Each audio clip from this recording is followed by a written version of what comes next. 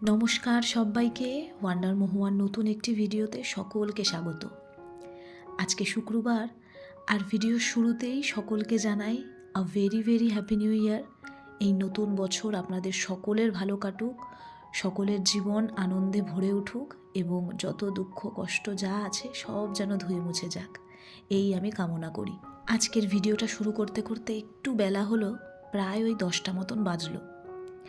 সকালবেলা তো অনেকটাই কাজ থাকে, আর এখন যেহেতু স্কুল ছুটি, তাই অন্যান্য দিনের তুলনায় স্কুল চলাকালীন তুলনায় কাজগুলো সারতে একটু দেরি হচ্ছে। তাই ঘরের সমস্ত কাজ সেরে স্নান পুজো করেই একেবারে আজকের ভিডিওটা শুরু করলাম। দেখতে দেখতে আবারও একটা বছর কাটিয়ে ফেললাম। আবারও নতুন বছরে পা দিয়ে আবারও নতুনভাবে পথ চলা শুরু হলো। এই গোটা একটা বছরে যেমন অনেক কিছু হারিয়েছি, আবার অনেক কিছু আমি পেয়েওছি। তার মধ্যে সবার প্রথমে যে কথাটা না বললেই নয়, সেটা হলো আমার এই ইউটিউব চ্যানেলের এতগুলো সদস্য। এই সদস্য সংখ্যাটা অনেকের কাছে হয়তো শুনতে দেখতে খুবই সামান্য, কিন্তু এটা আমার কাছে অনেক বড় একটা পাওনা আমার কাছে। আমি কখনো ভাবতেই পারিনি আমি এত সুন্দর একটা পরিবার তৈরি করব, যে পরিবারের মধ্যে এই মানুষগুলো আমাকে এত ভালোবাসবে। তাই ভিডিওর শুরুতে এবং এই বছরের শুরুতে আমি আমার ভগবানকে ধন্যবাদ জানাতে চাই এবং তার সঙ্গে আপনাদেরকে ধন্যবাদ জানাতে চাই। আর আগামী দিনগুলোতে আপনারা এইভাবেই আমার পাশে থাকবেন, যাতে এই রকম আরও ভালো ভালো ভিডিওর মাধ্যমে আপনাদেরকে আমি খুশি করতে পারি। যাই হোক, সকালের ওই দিকের কাজ সেরে আমার কিন্তু বাজার এসে গেছে। আজকে বাজার থেকে এসেছে আমুদে মাছ আর চিংড়ি মাছ। সেইটাকেই এখন কেটে তো নিয়ে এসছে বাজার থেকে মাছগুলো, সেগুলোকেই আমি এখন খুব ভালোভাবে ধুয়ে পরিষ্কার করে নিলাম। এখন মাছগুলোতে নুন হলুদ মাখিয়ে খানিকক্ষণের জন্য রেখে দেব, তারপরে আমি রান্না বসাবো। এগুলোতে নুন হলুদ মাখিয়ে রেখে দিয়ে আমার ঘরে আর বাদবাকি যে সমস্ত কাজগুলো আছে সেইগুলোকে চলুন আমি সেরে নিই। আজকে আমি আমার বেডরুমের বেড কভারটা পাতবো। দুদিন হলো আমি বেড কভারটা, আগের যে বেড কভারটা ছিল সেটা ধুয়ে দিয়েছি, তাই আজকে নতুন একটা বেড কভার বার করলাম। ভাবলাম যেহেতু বছরের একদমই প্রথম, তাই কেননা একটা নতুন বেড কভার পাতা যাক। সত্যি কথা বলতে আমি শুধুমাত্র বাহানা খুঁজি আমার বিছানায় নতুন নতুন বেড কভার পাতার জন্য। আমার ভীষণ ভালো লাগে।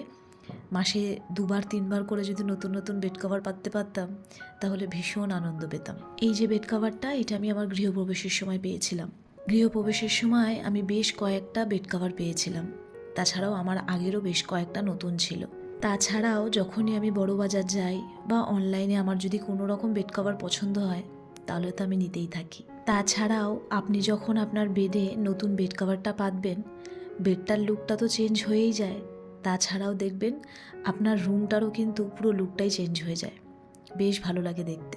এই বেড কভারটার সাথে দেখলাম 2টো বালিশের কভারের সাথে সাথে একটা 5 বালিশেরও কভার আছে। তো ভালোই হলো, আমাকে আর আলাদা করে কভার খুঁজতে হলো না আমার বেড কভারের সঙ্গে ম্যাচিং করে। সব বেড কভারের সাথে যেহেতু 5 বালিশের কভার থাকে না, তাই জন্য আমি বেশ অনেক রকমের কালারের 5 বালিশের কভার আলাদা করে কিনে রাখি, যাতে বেড কভারের সঙ্গে ম্যাচিং করে পাততে পারি। চলুন আজকে আপনাদের সঙ্গে আমি যেভাবে আমুদে মাছ সর্ষে দিয়ে পেঁয়াজকলি দিয়ে মেখে চেখে একেবারে রান্না করি, সেই রেসিপিটা শেয়ার করব। আমি যেহেতু বাড়িতে সর্ষে গুঁড়োর পাউডার ব্যবহার করি, তাই সেটাকে তো আগে গরম জলে ভিজিয়ে রেখেছিলাম। তারপর সেটা খানিকটা দিয়ে তার উপরে আমুদে মাছ, পেঁয়াজকলি, পেঁয়াজ কুচি, টমেটো কুচি, তার সঙ্গে কয়েক কোয়া রসুনও আমি থেতো করে রেখেছিলাম, সেটাকেও দিয়ে দিলাম। আর ওপর থেকে বাদবাকি যে সর্ষে পেস্টটা ছিল সেটাও দিয়ে দিলাম। দিয়ে এর মধ্যে আমি একটুখানি লঙ্কার গুঁড়ো দিলাম, কাঁচা লঙ্কাটা পরে দেব একদম শেষে, এবং অল্প একটু নুন দিলাম। যেহেতু এগুলো তো সামুদ্রিক মাছ, এর মধ্যে নুন থাকেই, আর সর্ষে গুঁড়োর মধ্যেও একটু নুন দিয়েছিলাম। খুব হালকা হাতে এটাকে মাখতে হবে, খুব চটকালে কিন্তু হবে না, তাহলে মাছগুলো নষ্ট হয়ে যেতে পারে। একদম হালকা হাতে মেখে তার উপর থেকে আমি কয়েকটা চেরা কাঁচা লঙ্কা ছড়িয়ে দিলাম, আর সর্ষের বাটিটা ধুয়ে খানিকটা জলও দিয়ে দিলাম, আর সর্ষের তেলও আমি কিন্তু দিয়েছি কাঁচা। ব্যাস, এবার এটাকে যতক্ষণ না ফুটছে হাই ফ্লেমে রাখতে হবে, তারপর একদম কমিয়ে দিয়ে মাছটা রান্না করতে হবে। আর সবশেষে ধনেপাতা কুচি আর একটু কাঁচা সর্ষের তেল দিতে হবে। বিশ্বাস করুন, মাছটা রান্না করতে একদম বেশি সময় লাগে না, একদম কম সময়ে মাছটা রান্না হয়ে যায়। আর এই মাছ রান্নাটা কিন্তু আমি শিখেছি আমার শাশুড়ি মায়ের কাছ থেকে। আমার থেকেও খুব ভালো আমার শাশুড়ি মা মাছটা রান্না করে, তাই আমি রান্না করে দিয়ে আসলাম নিচে একটু আমার শ্বশুর শাশুড়িকে। লাউ কেটে নিয়েছি, আজকে চিংড়ি মাছ দিয়ে লাউ বানাবো। তো ওইদিকে গ্যাসে আমি লাউটা বসিয়ে দিয়ে আমার এই দিকে হাতে বেশ কয়েকটা কাজ আছে, সেইগুলোকে এখন আমি সেরে নেব।